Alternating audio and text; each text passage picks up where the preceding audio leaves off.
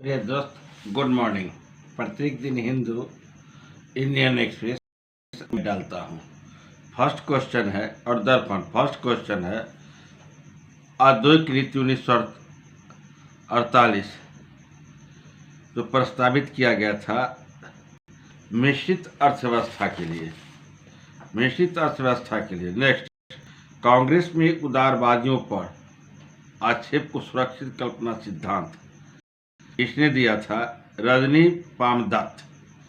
Next, Bharat के महान वयोवृद्ध किसको कहा जाता है? दादा भाई नौरोजी। भारतीय राष्ट्रीय कांग्रेस की प्रथम महिला अध्यक्ष बनी Annie Besant. Next question, Bharat छोड़ो आंदोलन का नारा किसने दिया था? महात्मा गांधी।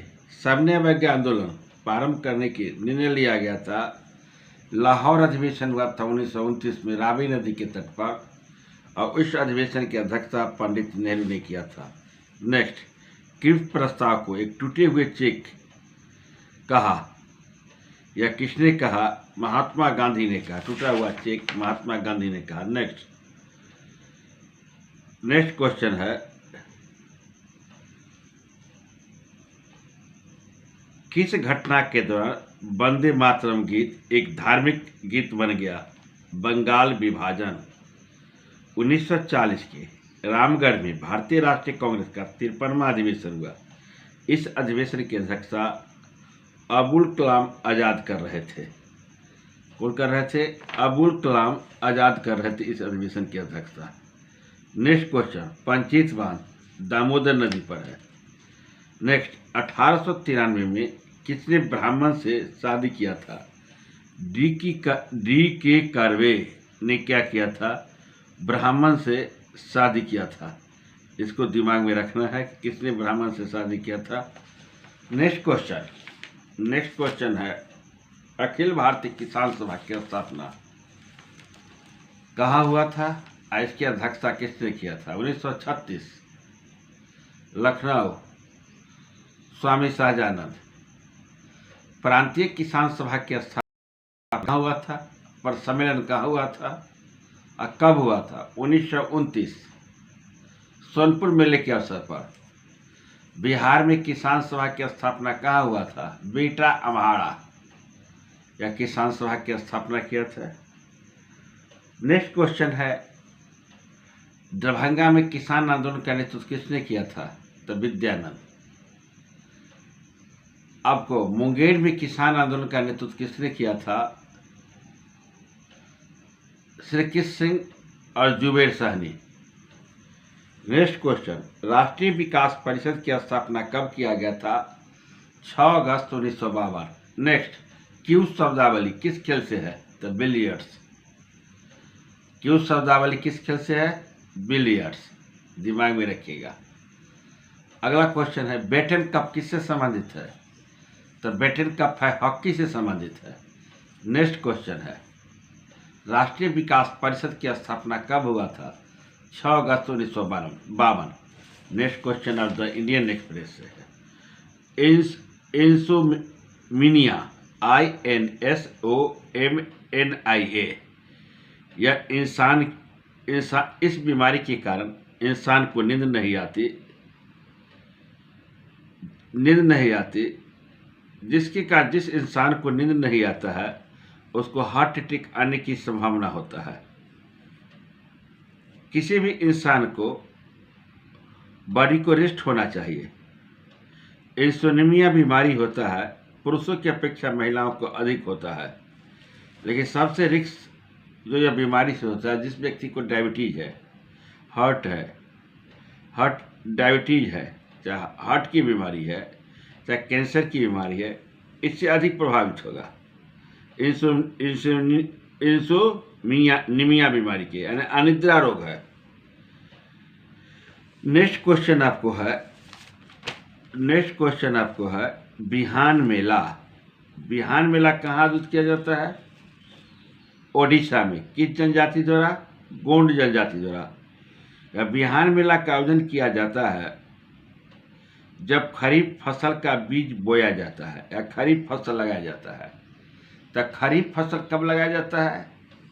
जून जुलाई में लगाया जाता है, अक्टूबर नवंबर में काटा जाता है। उसी फसल को हम क्या कहते हैं?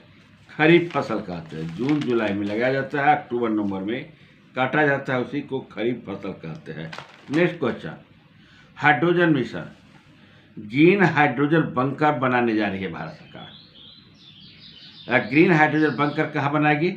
बंदरगाह पर, जैसे हल्दिया बंदरगाह हुआ, तूतीकोरन बंदरगाह हुआ।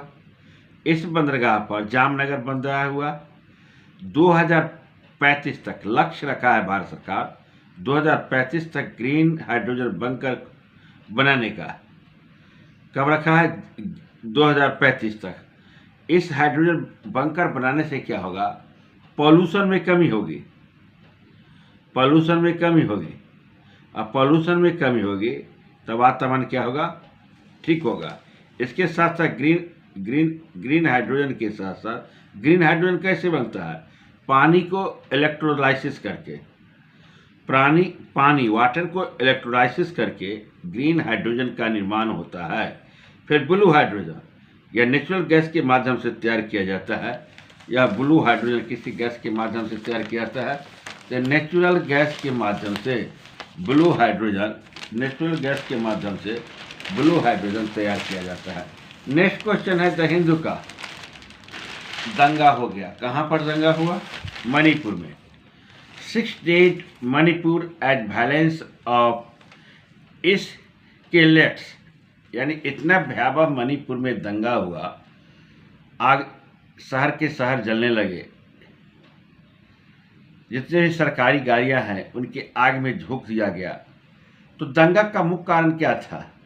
मैरी कॉम मणिपुर की ही है। मैरी कॉम का स्टेटमेंट आया कि मेरे मणिपुर को बचा लो। कहाँ दंगा हुआ था? मणिपुर के। मणिपुर में दंगा होने के कारण था, वहाँ की जो मूल जनजाति थी, कम्युनिटी थी, आदिवासी थी, और गैर आदिवासी के बीच दंगा हुआ।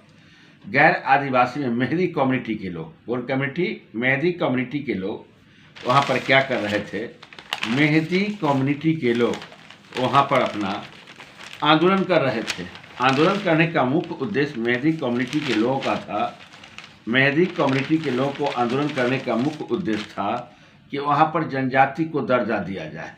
उनकी जनसंख्या 53% है, तो मूल रूप से वहाँ जो जनजाति के दर्जा दिया गया व्यक्ति है, जो कि कुकी जनजाति है मणिपुर के, उन्होंने विरोध किया और दोनों में झड़प हो गया।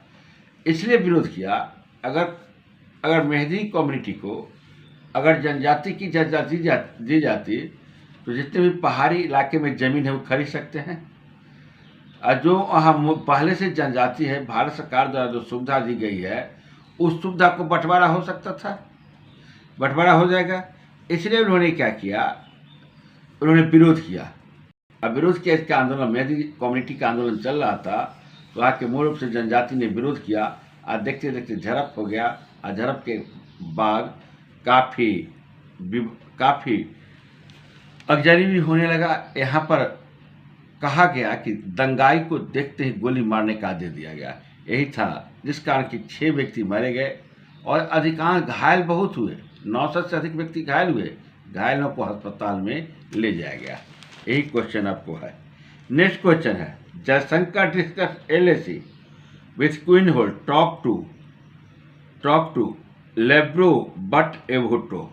देखिए, SCO संघाई सहयोग संगठन की मीटिंग हो रही है गोवा में, और उस गोवा में मीटिंग में एस जयशंकर और चाइना के एक भारत के विदेश मंत्री एस जयशंकर और चाइना के विदेश मंत्री, आपको दोनों के बीच वार्ता हुई। अब वार्ता किस मुद्दे पर हुई? LAC line of actual control पर वार्ता हुई।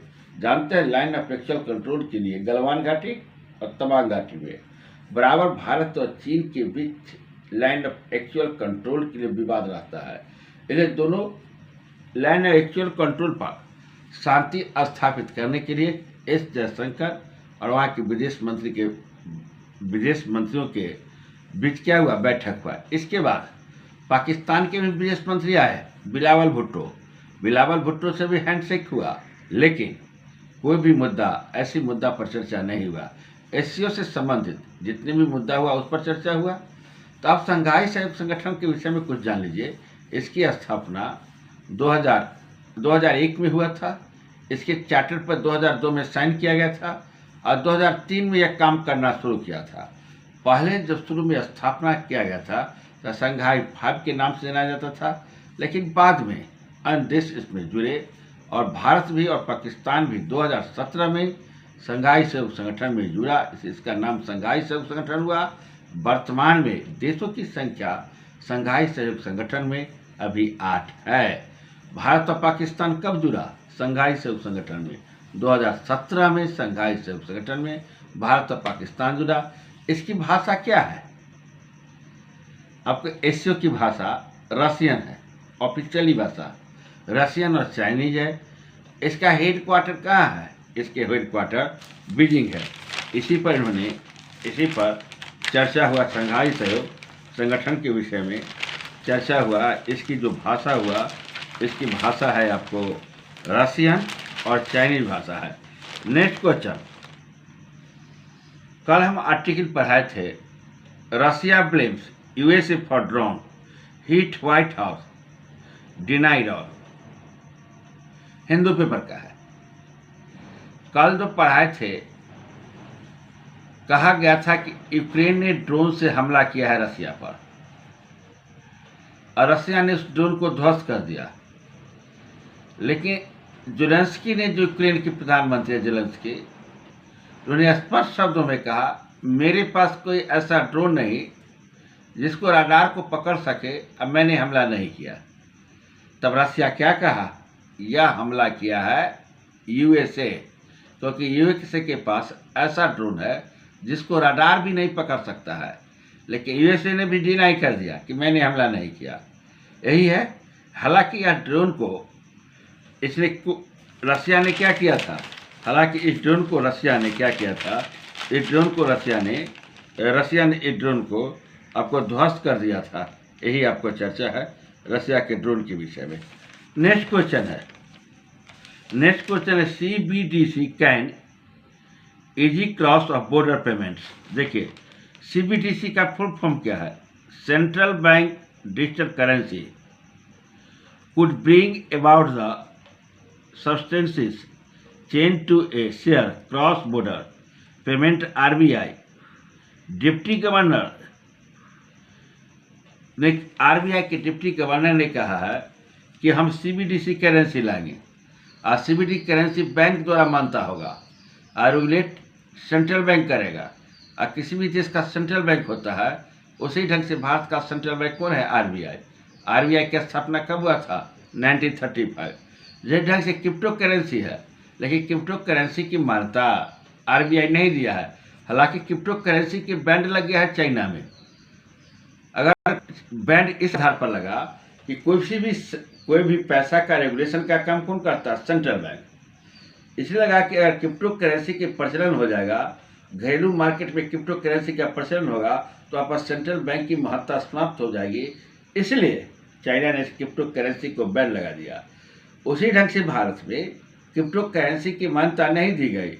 इसी के स्थान पर सीबीडीसी लाया गया और यह सेंट्रल बैंक डिजिटल करेंसी, यह करेंसी बॉर्डर पर भी आदान प्रदान किया जाएगा। इसका रेगुलेट कौन करेगा? आरबीआई इसका रेगुलेट करेगा। यही आपको आर्टिकल है।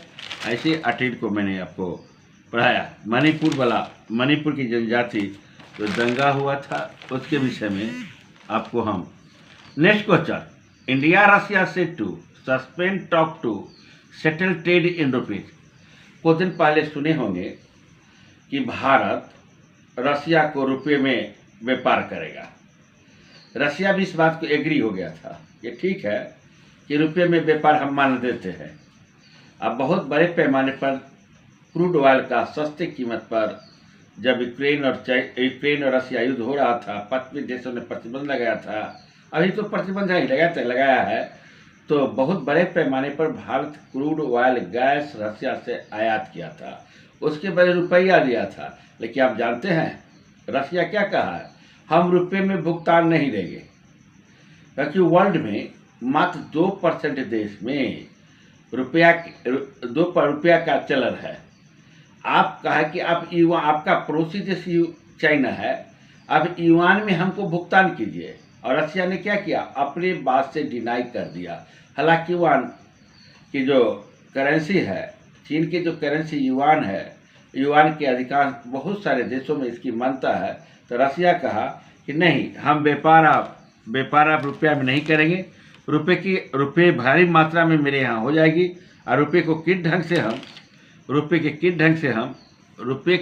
से हम यूज करेंगे हमें समझ नहीं आता, इसलिए हम आपको रुपये में हम व्यापार नहीं करेंगे, रसिया ने डिनाई किया। नेक्स्ट क्वेश्चन, भारत और एक एडिटोरियल है, भारत और चीन के संबंध में एडिटोरियल है। यह आपको वह बिजनेस लाइन पर लिया गया है भारत और चाइना के बीच। आप जान लीजिए, इंडिया अधिक इंपोर्ट करता है, इसके चाइना से। इंडिया का ट्रेड डिफिसिट होता है। भारत अन्य देशों के साथ फ्री ट्रेड एग्रीमेंट की बात कर रहा है, लेकिन इतना तनाव के बाद भी इंडिया चाइना से बहुत सामान का इंपोर्ट करता है। बहुत समय खिलौना का हुआ, यहाँ तक कि जो एक दवाई है, दवाई के मटेरियल में जो यूज किया जाता है, भारत में ही बनता है और चाइना में ही बनता है। लेकिन भारत में जो बनता है उसका कीमत अधिक है, और चाइना में बनता है उसका कीमत कम है, उसको भी आयात किया जाता है। केमिकल और कॉस्मेटिक, केमिकल जितने भी है, कॉपर है, जो भी सामान है, वो भारत को क्या करता है, आयात करता है। इससे क्या होता है, ट्रेड डिफिसिट है। 2021-22 में 73.7 बिलियन यूएस डॉलर तक पहुंच गया, भारत और चाइना का व्यापार पहुंच गया। 2023 में 100 बिलियन डॉलर हो गया। हालांकि चाइना का जीडीपी ग्रोथ बहुत अधिक है। चाइना का जीडीपी ग्रोथ भारत की बनस्पत क्या है, अधिक है। व्यापार इम्बैलेंस है। व्यापार इम्बैलेंस के कारण, व्यापार इम्बैलेंस मतलब क्या, भारत निर्यात कम करता है, आयात अधिक करता है, जिस कारण की व्यापार इम्बैलेंस है। हालांकि भारत अपना घरेलू सामान बनाने की कोशिश कर रहा है, कुछ हद तक कम करने की कोशिश किया है, हालांकि कुछ कम हुआ चाइना के आयात के मामले में। तो इसलिए भारत और चाइना के संबंध को मैंने बताया, ट्रेड डिफिसिट के विषय में चर्चा किया। आयात अधिक, निर्यात कम, उसी को कहते हैं ट्रेड डिफिसिट। मेरे दोस्त, मेरे यहाँ टीचर की जो आपको सुपर टेट देने जा रही है बीपीएससी, उसके क्लास की व्यवस्था की गई है। जो भी व्यक्ति नामांकन करना चाह रहे हैं सुपर टेट में, निश्चित रूप से संपर्क करें 9931467817 पर। फिर मिलते हैं अगले वीडियो में। जय हिंद, जय भारत।